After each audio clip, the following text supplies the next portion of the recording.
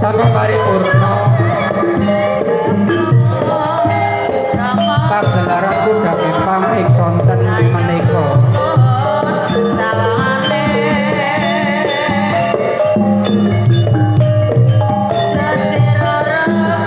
kawula sakanca rombongan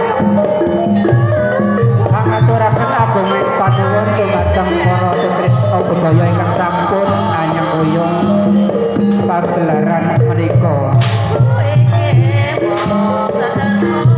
Kawula ugi anyuwunaken agunging sesamudra pangasami.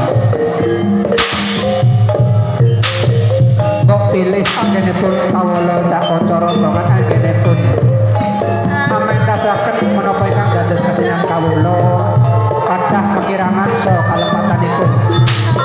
Kawula saking keluarga agung paguyuban Kuda Kepang Sekarang ing budaya anyuwunaken agunging sesamudra pangasami.